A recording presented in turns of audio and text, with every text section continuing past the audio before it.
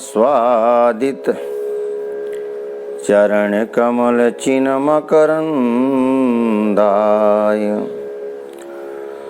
भक्तजन मानस निवासाय श्री लक्ष्मी नारायणाय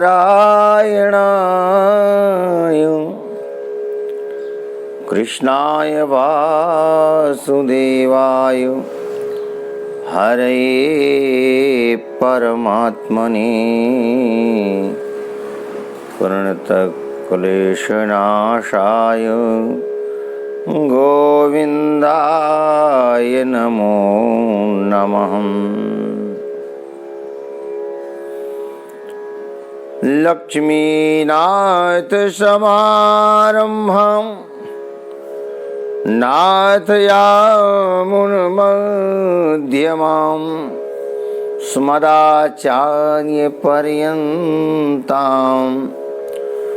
वन्दे गुरुपरम्पराम्।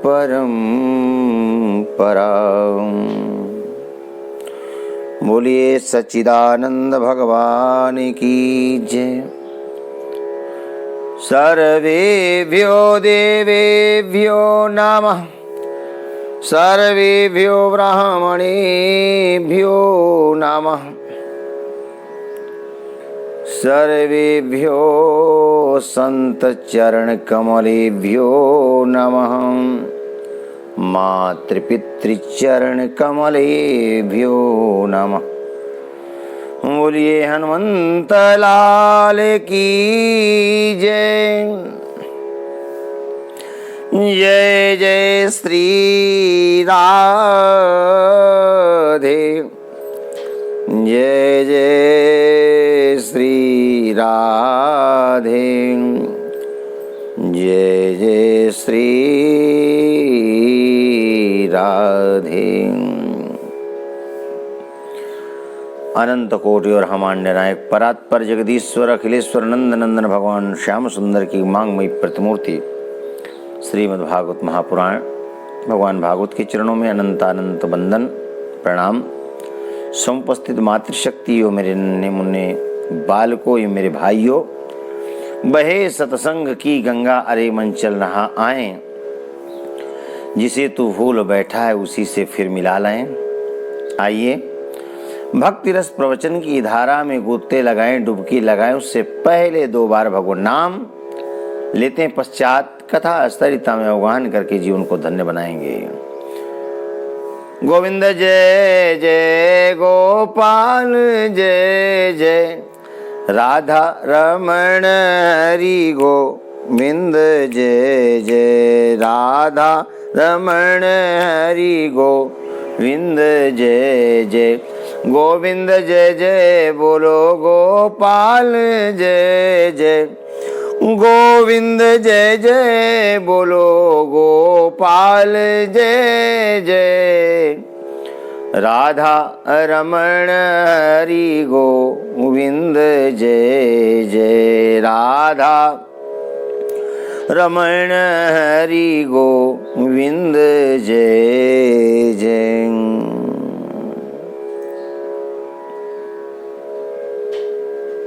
कल की कथा में आप लोग सुन रहे थे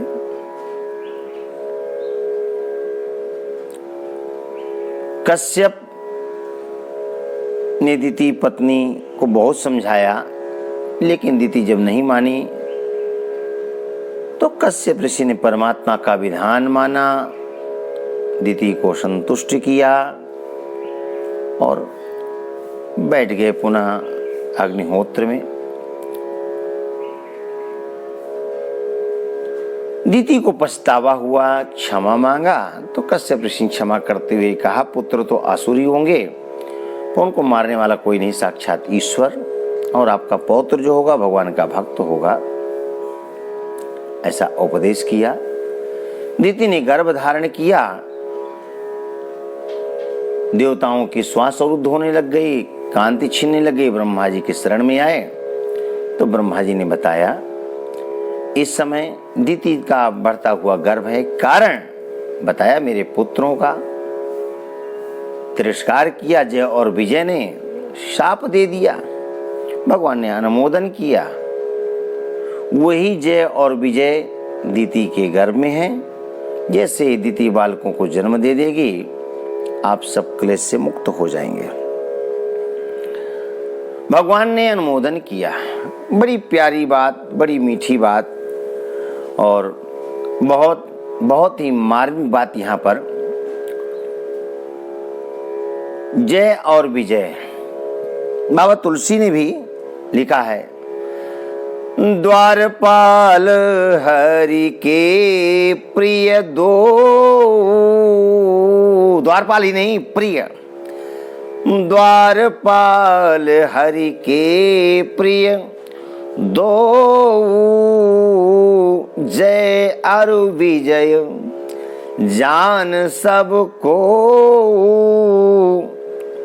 विप्रशापुते दोनों भाई, विप्रशापुते दोनों भाई, तामस असुर देह तीन पाई, तामस देह तामस असुर देह तीन पाई।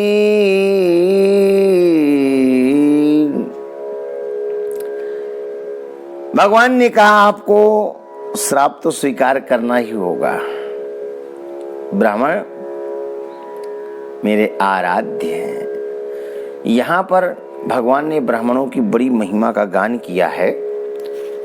ये 7 श्लोक तो प्राण हैं और हम कहते हैं कि जिस प्रकार भागवत में चतुश्लोकी ब्रह्मकृत चतुश्लोकी, उसी प्रकार चतुश्लोकी का वर्णन एक जगह और आता है जो ब्रह्म वृत्तिकृत है। 6ठे स्कंद में चर्चा आती है। तो यहाँ 7 श्लोक बड़े महत्वपूर्ण हैं। ये वैसे ही लगते हैं जिस प्रकार रुक्मिणी महारानी ने 7 श्लोक लिख करके द्वारिकाधीश प्रभु को भेजा था, सप्तपदी। तो यहाँ पर 7 श्लोक बड़े ही महत्वपूर्ण है। भगवान यहाँ पर ब्राह्मणों की महिमा का गायन करते हैं। बहुत बहुत हृदय से गायन करते हैं। भगवान कहते हैं कि जो आज मैं त्रिलोकाधिपति बनकर बैठा हूं, ब्राह्मणों के चरणों की रज के फलस्वरूप मुझे यह प्राप्त हुआ है। यस्यामृता मलयसः श्रमणावगा सद्यः पुनाति जगदासपचाद्विकुण्ठ, सोऽहं भवद्य उपलब्ध सुतीर्थ कीर्तिस्, छिन्द्यां स्वबाहुमपि वः प्रतिकूल वृत्तिम्। ये सुंदर जो कीर्ति मुझे मिली है, जो यश मुझे मिला है, वो मात्र ब्राह्मणों के आशीर्वाद स्वरूप प्राप्त हुआ है। इन 7 श्लोकों की व्याख्या कथा, एक बार कथा जब पूर्ण हो जाएगी तो मुख्य जो स्तुति प्रकरण हैं उन पर हम प्रवचन करेंगे और फिर प्रकाश डालेंगे। अभी तो एक प्रवाह के साथ कथा लेकर के चल रहे हैं। यदि इनमें प्रवेश कर जाएंगे तो कथा बहुत बढ़ जाएगी। फिर प्रवचन के रूप में इन विषयों को प्रस्तुत करेंगे। भगवान कहते हैं, जिस प्रकार ब्राह्मण के मुख से मैं खाकर संतुष्ट होता हूं, उस प्रकार यज्ञ यागादि में हवन करने से मैं आहुतियों को पाकर के तृप्त नहीं होता। यद ब्राह्मणस्य मुखतश्चरतोऽनुघासं तुष्टस्य मयि वहितैर् निज कर्म पाकैः। ये भगवान का डिमडिम घोष है। लोग मुझे तरह तरह के पदार्थों का भोग लगाते हैं, यज्ञ आदि करते हैं, आहुति देते हैं। मैं इतना संतुष्ट नहीं होता जितना कि कोई भाव के साथ ब्राह्मण को जिमाता है और ब्राह्मण के मुख से पाकर के जब मैं संतुष्ट होता हूँ, वैसी संतुष्टि और कभी ऐसी होती नहीं है। ब्राह्मण के मुख से चर्वण करने पर, पाने पर मेरी तुष्टि होती है। एक बहुत बढ़िया एक दृष्टांत है यहाँ पर। संत जनों के मुख से श्रवण किया है। कहते हैं कोई एक राजा था, माँ गंगा का बड़ा भक्त था, नित्य 1.25 मन दुग्ध का भोग लगवाता, दूध चढ़ाया जाता था राजा की तरफ से। एक पंडित जी को दे दिया यह नियम कि प्रतिदिन आपको 1.25 मन दुग्ध गंगा जी में चढ़ाना है। तो ब्राह्मण देवता को वेतन मिलता और गंगा जी में जा करके 1.25 मन दूध चढ़ा करके आते। क्रम चलता रहा, बहुत समय हो गया। एक दिन की बात है, उन ब्राह्मण जी के यहाँ, पंडित जी के यहाँ कोई रिश्तेदार आ गए, संबंधी आ गए, संख्या ज्यादा थी और उनके पास इतना धन भी नहीं था कि उन सबको संतुष्ट कर सके। तो उनके यहाँ थोड़ी आज लोभ आ गया। लोभ क्या आया? ब्राह्मण देवता ने सोचा मेरे यहाँ तो अभाव है, पर ये 1.25 मन दूध में चढ़ाता हूं रोज गंगा माँ में, राजा देखने तो जाता नहीं, तो क्या ये उचित नहीं होगा कि मैं इसकी खीर बना करके और रिश्तेदारों को खिला दूं, ब्राह्मणों को खिला दूं? ये भाव आया, और भाव आया ही नहीं, उसका क्रियान्वयन भी कर दिया ब्राह्मण देवता ने। भाव केवल इतना ही कि राजा थोड़ी देखते हैं, एक दिन ब्राह्मणों को खिला देते हैं, कल गंगा जी में चढ़ा देंगे जल, गंगा जी में चढ़ा देंगे दुग्ध। खीर बनवा दिया और खूब खिलाया। खीर क्या थी वो तो एकदम रबड़ी थी, रबड़ी, तरह तरह के पदार्थ पड़े हुए थे। अच्छा, कई लोग खिलाने पिलाने के बड़े प्रेमी होते हैं। हाँ, खिलाएं वो भले ही 2 लोगों को, पर इसका ध्यान रखते हैं कि हम ब्रह्म भोज करा रहे हैं तो रिफाइंड नहीं चले, डालडा भी नहीं चले, देसी घी का ही बना करके खिलाना चाहते हैं। और तुम सैकड़ों को खिला दो लेकिन खाने वाले संतुष्ट न हो, रिफाइंड की गंध आ रही हो, खाने वाले का भी मन विचलित हो रहा हो। अपने मन से नहीं निर्णय लेना चाहिए, जिसको खिला रहे हैं उसकी संतुष्टि तुष्टि कैसे है ये भी विचार करना चाहिए। हाँ, हमेशा खिलाने वालों को उदार तो होना ही चाहिए, लेकिन जो खिलाता है उसको ये चाहिए कि जो आने वाले हैं, तो जो मैं बनवाने जा रहा हूं वो उनको ग्राही होगा कि नहीं, इस बात का विचार जरूर करें।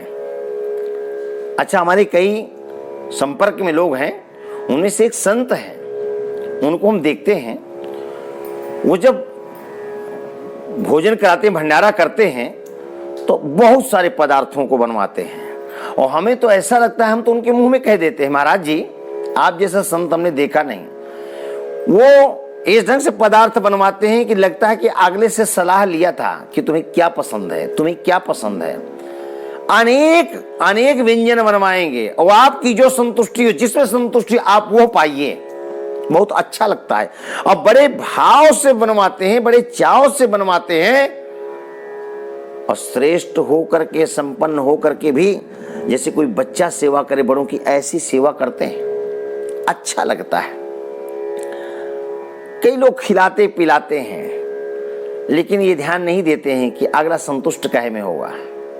तो रसोई बनाते समय इस बात का विचार करो। आप रिफाइंड पाते हैं, पाइए ना, पर कई लोगों को पसंद नहीं है और आप उनको धर्म संकट में क्यों डालते हैं? नहीं खिलाना मत खिलाओ, खिलाना है तो रोटी खिला दो, सूखी रोटी, थोड़ी सब्जी बना दो, पर यदि पकवान बनाने हैं तो रिफाइंड नहीं, फिर तो बढ़िया शुद्ध, बढ़िया सुंदर घी,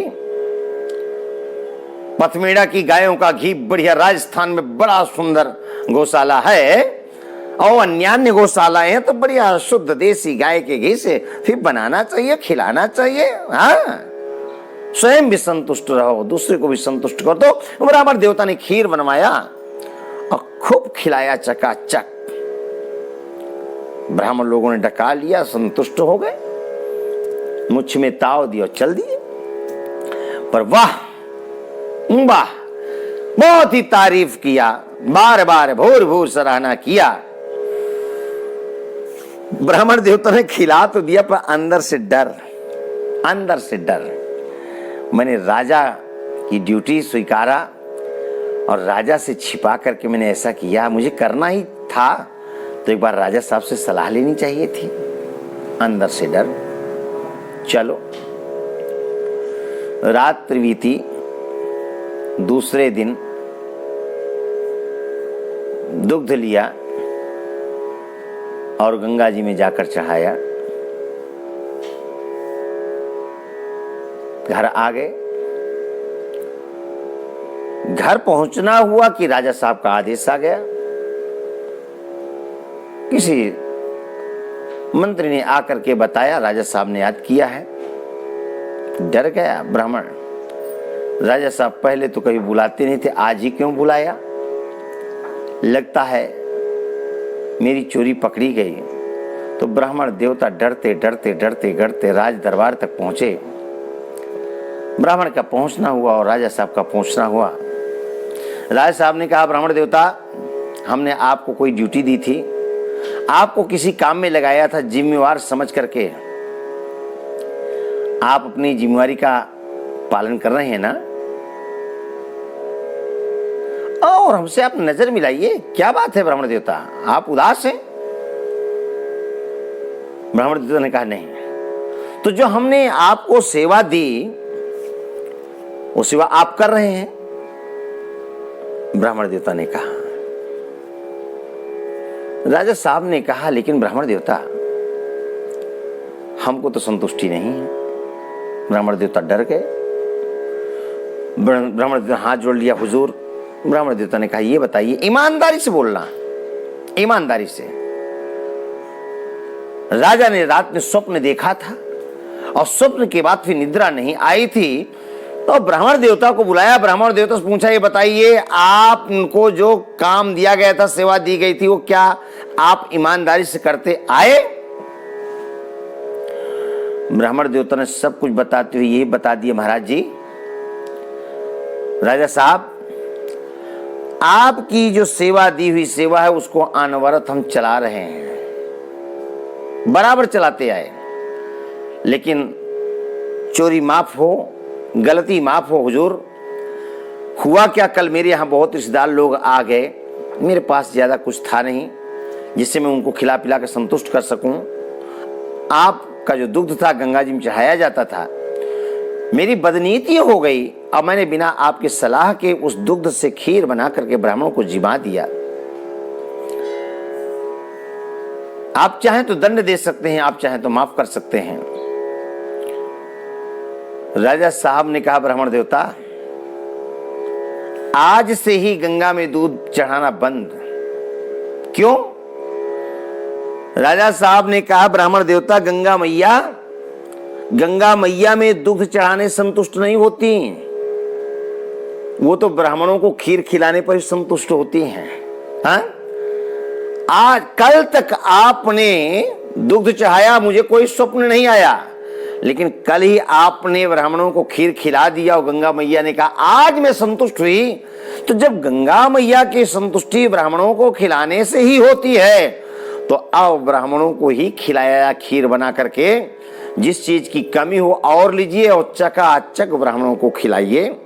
भगवान कहते हैं ब्राह्मणों से, मैं ब्राह्मणों के मुख से खा करके जिस प्रकार संतुष्ट होता हूं, अन्य किसी उपासना साधना तपस्या से खुश नहीं होता। हमारे यहाँ संतों का प्रचलन है, संत छोटा हो या बड़ा हो, संत लोग पंगत भंडारा को ज्यादा स्थान देते, महत्व देते हैं, अपने लिए चिंता नहीं करते हैं। 100, 50, 200, 1000, 500 संतों को खिलाना। अच्छा, जब रसोई बनती है, जब पंगत चलती है, भंडारा बनता है, तो तब निर्णय नहीं होता कि कितने लोगों को रसोई बनेगी। नहीं, पंगत बैठती जाती है, रसोई बनती जाती है, संत पाते जाते हैं, आशीर्वाद देते जाते हैं। आप किसी भी तीर्थ में चले जाइए, किसी भी तीर्थ में चले जाइए, हाँ, वृंदावन में आइए, यहाँ के जो प्रसिद्ध आश्रम है, जो संत सेवी आश्रम है, जाइए। चित्रकूट में जाइए, बड़ी गुफा है, पंजाई भगवान महाराज जी का आश्रम है। और भी अब बहुत सारे आश्रम विकसित हो चुके हैं। अनेक ऐसे संत सेवी आश्रम हैं, राम मोहल्ला है, बड़े बड़े श्रेष्ठ ज्येष्ठ आश्रम। श्री अवध पहुंचिए, छोटी छावनी हो, बड़ी छावनी हो, और भी अनेक संत हैं जिनके आश्रमों से हम परिचित नहीं हैं। बनारस है, हरिद्वार है, ऋषिकेश है, जहां जहां भारतवर्ष के कोने कोने में हमारे संत लोग बसते हैं, सब जगह उनका एक ही नियम है, साधु सेवा। साधु सेवा धर्म हमारा, केवल एक ही धर्म है, साधु सेवा, ब्राह्मण संत सेवा। सेवा करते हैं। ऐसी बात के लिए वो संतों से सेवा लेते हैं। कोरोना काल में भी संतों ने सेवा बंद नहीं की। सोशल डिस्टेंसिंग का ध्यान रखते हुए संत सेवा बराबर चलती रही। तो भगवान कहते हैं मेरी संतुष्टि होती है। ब्राह्मण भगवान ने कुमार भाइयों से कहा आप जैसा चाहें। कुमार भाइयों ने कहा भगवान आपकी जैसी इच्छा। भगवान ने कहा ठीक है, 3 जन्म आपको मिलेंगे, इनमें आप बाहुबल के द्वारा संतुष्ट करके आप हमारे लोक को आएंगे, और यदि ऐसा नहीं तो फिर 84 लक्ष योनि में तो आपको भटकना ही पड़ेगा। वही जय और विजय दिति के गर्भ में 100 वर्षों तक गर्भ धारण किया। दिति ने, देवता लोग आए और ब्रह्मा जी ने समझाया। दिति ने कालांतर में युगल संतान को जन्म दिया। 2 पुत्र देखते ही देखते इतने विराट बने कि कश्यप ऋषि ने देखा तो दोनों कमर दिखाई दी, ऊपर दिखाई नहीं दे। उनका दोनों का नामकरण संस्कार किया। एक का नाम हिरण्याक्ष, एक का नाम हिरण्यकशिपु। कश्यप ऋषि ने कहा वाह, एक एक माँ बालक को पालते पालते परेशान हो जाती है, 555 घुट्टी पिला पिला करके, तब भी बालक को ये परेशानी वो परेशानी, और ये बालक ऐसे ही कि देखते ही देखते विराट बन गए। नामकरण किया। दोनों ही महान योद्धा हैं। एक समय हिरण्याक्ष गदा लेकर के मतवाली चाल से चल करके अपने समान योद्धा खोज रहा था लड़ने के लिए, और तो कोई मिला नहीं। संत देवर्षि नारद मिल गए। देवर्षि नारद से कहा बाबा वीणा ही बजाना जानते हो कि और भी कुछ जानते हो? देवर्षि नारद ने नख से सिख तक देखा। पहले तो कहने वाले थे हाँ क्या चाहते हो, फिर विचार किया नहीं नहीं नहीं नहीं, असुर है, कहीं दांव उल्टी न पड़ जाए। तो देवर्षि नारद ने कहा हाँ बोलिए क्या बोलना चाहते हैं? हिरण्याक्ष ने कहा महाराज खुजली बहुत हो रही है और चाहते हैं कि कोई ऐसा योद्धा मिले कि जो हमारी खुजली को मिटा सके। देवर्षि नारद ने कहा आजकल तो हमने लड़ना झगड़ना बंद ही कर दिया है। हिरण्याक्ष ने कहा तो कोई योद्धा बताइए हमारे समान। देवर्षि नारद ने कहा हाँ हाँ ऐसा है, योद्धा बता देंगे, तुम्हारा मार्गदर्शन कर देंगे। समुद्र के अंदर एक सूअर का बच्चा गया है, पृथ्वी को ला रहा है, जाओ भिड़ जाना, अच्छी खुजली मिटाएंगे। और परमात्मा चाहेगा तो शायद दोबारा जीवन खुजली हो भी नहीं। ये कहकर देवर्षि नारद खिसक लिए। हिरण्याक्ष प्रवेश किया। भगवान श्रीमन नारायण वाराह रूप में दृष्टाग्र में पृथ्वी को लेकर के आ रहे थे। मार्ग को रोका हिरण्याक्ष ने। ये पृथ्वी आप कहां पर लेकर के जा रहे हैं? ये हमारी है, हमारा एकाधिकार है? भगवान ने रास्ता छोड़ दिया, दूसरे रास्ते चलने लग गए। लेकिन हिरण्याक्ष ने पुनः उनको रोका। अच्छा एक बात बताएं, कुछ विवादी लोग होते हैं जो अकारण लड़ा करते हैं, हवा से लड़ा करते हैं। उन्हीं में से एक हिरण्याक्ष है। एक सज्जन थे, वो जब तक पत्नी से झगड़ा नहीं कर ले अथवा 2-4 चटका नहीं दे तब तक उनका भोजन पचता ही नहीं था। हाँ यदि पत्नी पूरी कचौड़ी बना दे तो कहते रोटी क्यों नहीं बनाया, रोटी बना दे तो बोले पूरी कचौड़ी क्यों नहीं बनाया। यदि घर के अंदर बिस्तर लगा दे तो कहे बाहर क्यों नहीं लगा, बाहर लगाया तो कहते अंदर क्यों नहीं लगाया। एकदम तद्विपरीत आचरण करें। बेचारी सुबह शाम तक बचते बच जाती, पर शाम तक में उस पर दो चाल लगा ही देता पति। बड़ा खतरनाक पति। पिटते पिटती बेचारी 1.5 हड्डी की रह गई। एक दिन किसी सहेली ने कहा, क्यों रे तू दुबली पतली होती जा रही है, तू अन्न खाती कि अन्न तुझे खाता है। रो पड़ी बेचारी। उसने कहा, क्या बताऊं कि अन्न मुझे खाता है कि मैं अन्न को खाती हूं। सहेली ने कहा, बता क्या बात है, क्यों तू उदास है। जाना कि मेरी हितैषी शुभचिंतक है तो सारी घटना बता दिया। सहेली ने कहा, बस इसके लिए तू परेशान है, आज से तेरा परिवर्तन है। क्या हुआ देख, सोने की बात है तो तू अब डबल बिस्तर लगा, दोहरे बिस्तर लगा, अंदर भी लगा बाहर भी लगा। भोजन ये एक ही बनाते हो तो 2 भोजन बनाओ, कच्चा और पक्का, यानी पूरी बनाओ रोटी भी बनाओ। जितने भी काम है सब दोहरे कर दो।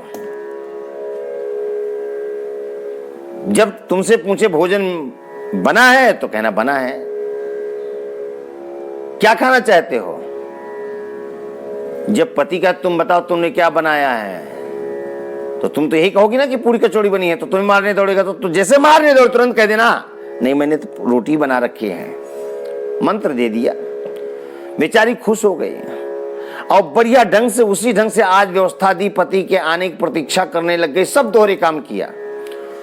आते ही पति ने कहा, पैर धोना चाहते हैं, जल लाऊं, लेकर आओ।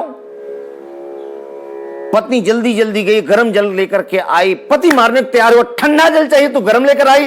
पत्नी ने कहा, रुकिए ना, ठंडा भी लेकर आती हूं। तुरंत ठंडा ला कर दे दिया। पत्नी कहा, ओ ये तो आज सब डबल व्यवस्था कर रखी है। भोजन का समय आया। पत्नी ने कहा, भोजन जी में। पति ने कहा, भोजन बन गया। बोले हाँ। क्या बनाया है। और रोटी सब्जी जो बनना चाहिए। मारने दौड़े, जब कि तुम्हें मालूम है कि मुझे रोटी नहीं पसंद है, मुझे पूरियां पसंद है। अरे पत्नी ने कहा, मार क्यों रहे हो, पूरियां भी बनाया है मैंने। पति ने कहा, ओ। पति ने बार बार अपने हाथ को खुजलाया। मैं तो इसको मार मार के खुजली मिटा लेता था, लेकिन आज तो ये सारे आइटम जो बनाया था पत्नी ने दे दिया। भोजनोपरांत विश्राम का समय होता है। पत्नी ने कहा, आप विश्राम करेंगे। हाँ हाँ, याद नहीं बात है क्या, भोजन पश्चात विश्राम नहीं करते। कहां व्यवस्था है। बोले आपके अंदर मैंने व्यवस्था कर रखा है, आप विश्राम करें। पति डंडा लेकर मारने दौड़ा। शर्म नहीं आती है, मैं बाहर लेटना पसंद करता हूं। पत्नी ने कहा, पतिदेव आपके लिए बाहर व्यवस्था कर रखा है। पति ने, आज इसको क्या हो गया, आज इसको क्या हो गया। अब इन हाथों खुजली कैसे कब जाएगी। कई लोगों के हाथों खुजली बहुत हुआ करती है। हाँ, पति को लिटा दिया। पति है ना, पैरों को दबाना शुरू किया।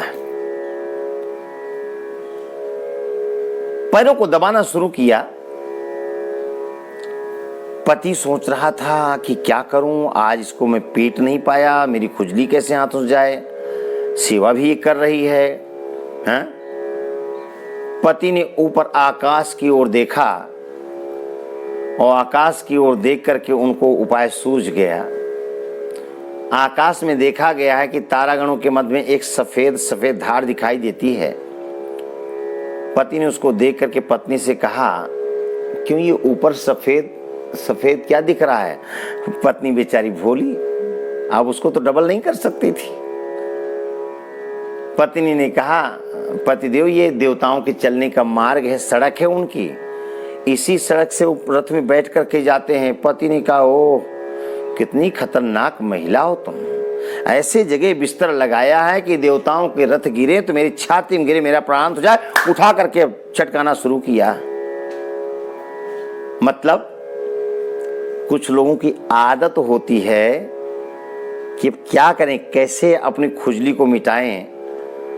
तो अब उस रास्ता को देख करके पत्नी को मारना शुरू कर दिया। उन्हीं में से एक हिरण्याक्ष है। भगवान के मार्ग को रोका। भगवान ने जैसे तैसे निकल करके पृथ्वी को स्थापित किया। प्रभु ने हिरण्याक्ष की ओर देखा और हिरण्याक्ष से कहा, प्रभु ने, चूंकि हिरण्याक्ष जब प्रभु पृथ्वी को लेकर आ रहे थे तो कभी कभी वनगोचर कहे तो कभी कुछ कहकर भगवान को अपमानित कर रहा था। भगवान ने कहा चलो कोई बात नहीं, देव कार्य करना है, पहले पृथ्वी को स्थापित तो करें। पृथ्वी को स्थापित किया और उसके पश्चात भगवान ने कहा, सूत मुनि कहते हैं शौनकाद ऋषियों, सुखदेव कहते हैं परीक्षित, मैत्रेय मुनि कहते हैं विदुर जी। भगवान ने कहा, सत्यं विधातुम सत्यं वयंभो वन गोचरा मृगा युष्मद्विधान निर्गये ज्ञाम सिंहान न मृत्युपाशै प्रतिमुक्तस्य वीरा विकथनम तो गृह्णन्त भद्र। ठीक कहा तुमने, हम वन गोचर जंगली जीव हैं, जंगल में रहने वाले, लेकिन तुम जैसे ग्राम सिंहों को खोजते रहते हैं। ग्राम सिंह, सिंह जैसे ग्राम सिंह नाम सुना, थोड़ी सा मुस्कुराया कि अच्छी उपाधि दी है, पर ग्राम सिंह सिंह का नाम नहीं है, शेर का नाम नहीं है। ग्राम सिंह कुत्ते से बोलते हैं। प्रेम से बोलो जय श्री राधे। और तुम जैसे अभागे जो जीव हैं, जो आत्मश्लाघा में रहते हैं, ऐसे लोगों की ओर हम ध्यान नहीं देते हैं। वाद विवाद हुआ भगवान के साथ में हिरण्याक्ष का, और गदा युद्ध प्रारंभ हुआ। लेकिन योद्धा है और भगवान को वचन दिया था कि बाहुबल के द्वारा संतुष्ट करके हम आपको प्राप्त होंगे। तो वराह भगवान आए हैं आज हिरण्याक्ष से लड़ने के लिए। शाम की वेला आ गई, सूर्यास्त की वेला आ गई। देवताओं ने कहा भगवान असुर है, सूर्यास्त की वेला पाएगा, बल बढ़ जाएगा। तब भगवान ने सुदर्शन का स्मरण किया, हिरण्याक्ष का उद्धार किया। देवताओं ने पुष्पों की वृष्टि की। ब्रह्मादिक सुर सिद्ध मुनीसा प्रभु ही प्रशंसा ही देहि आशीषा। ब्रह्मादिक सुर सिद्ध मुनीसा ब्रह्मादिक सुर सिद्ध मुनीसा ब्रह्मादिक सुर सिद्ध मुनीसा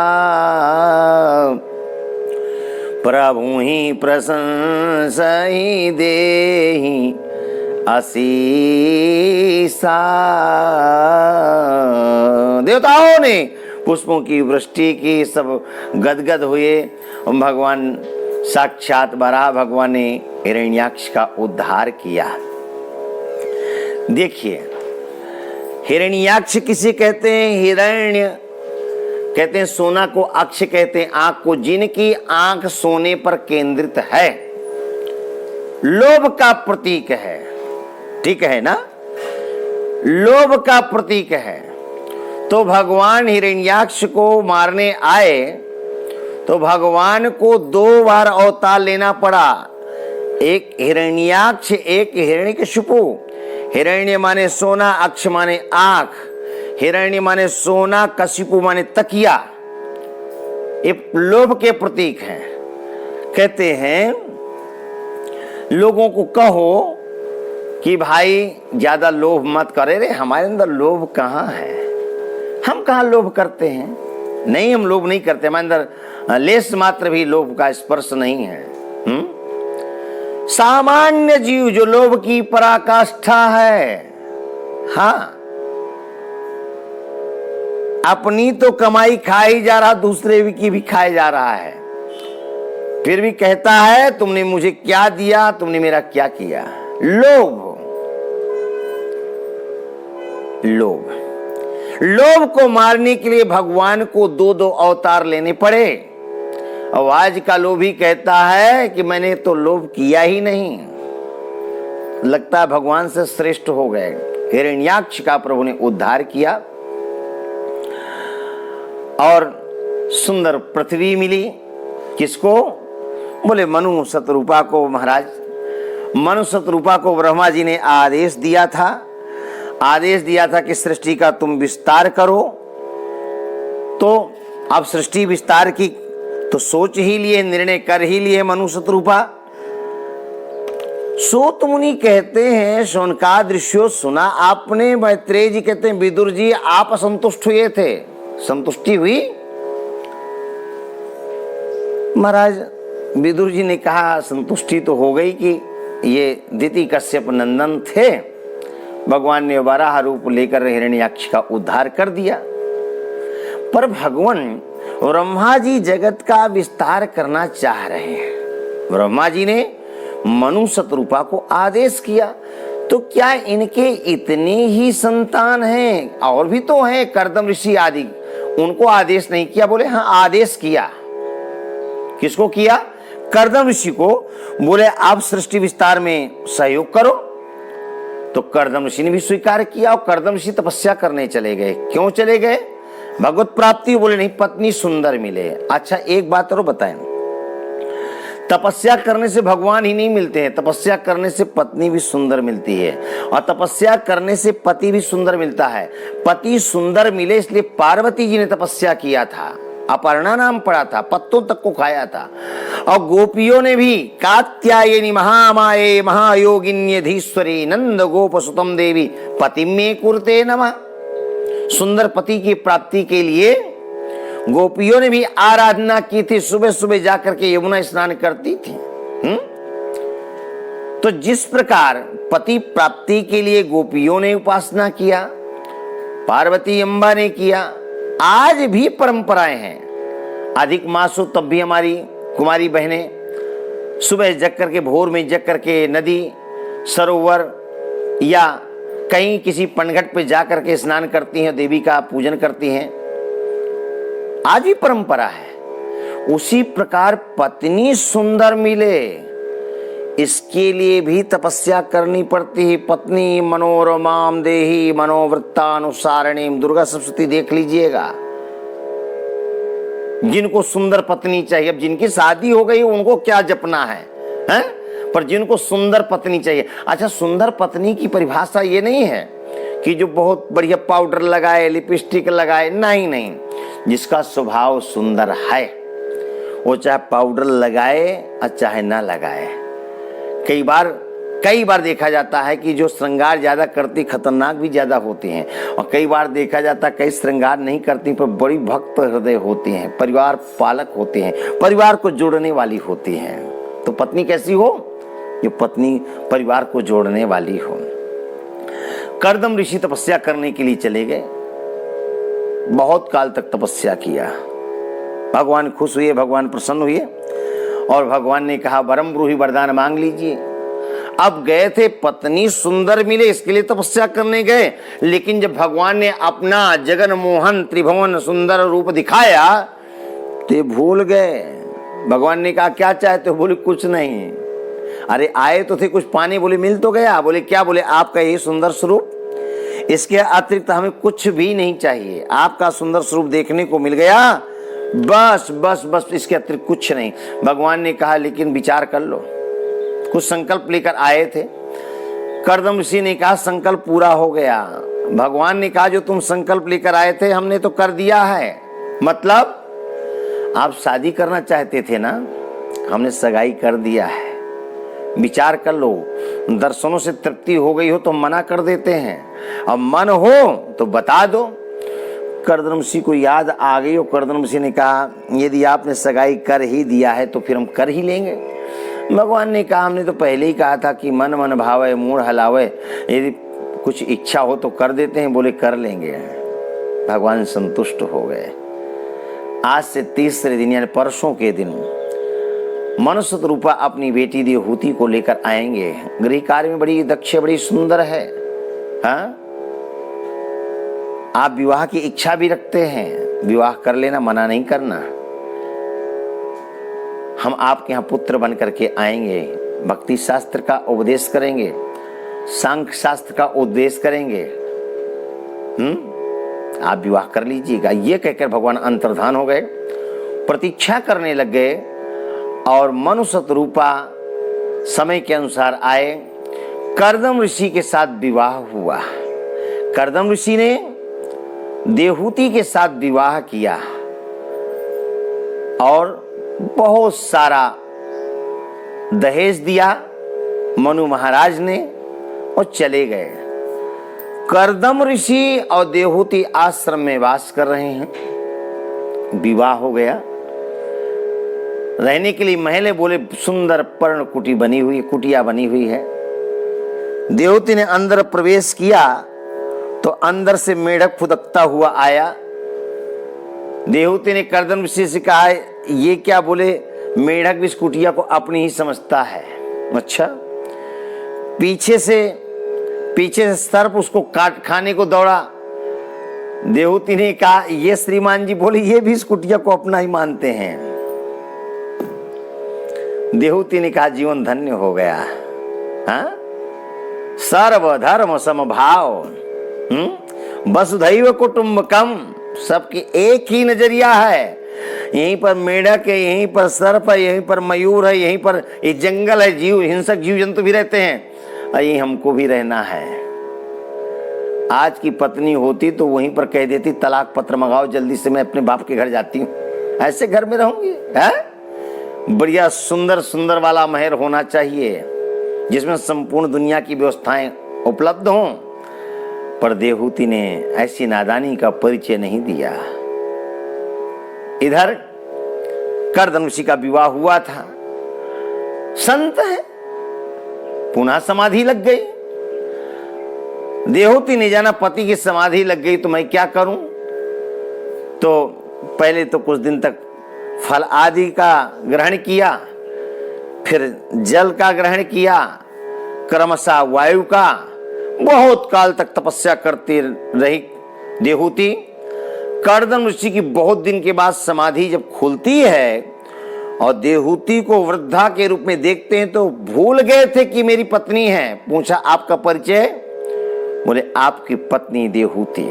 गदगद हो गए, गदगद हो गए। देवी, मैं तुम्हारी सेवा और शुश्रूषा से बहुत संतुष्ट हूं, क्या चाहती हो? बोले आपका दर्शन। तो अब आज की रात्रि पति का दर्शन करने देते हैं। पति दर्शन का क्या फल है कल की सभा में हम सब सुनने को पाएंगे। गोविंद जय जय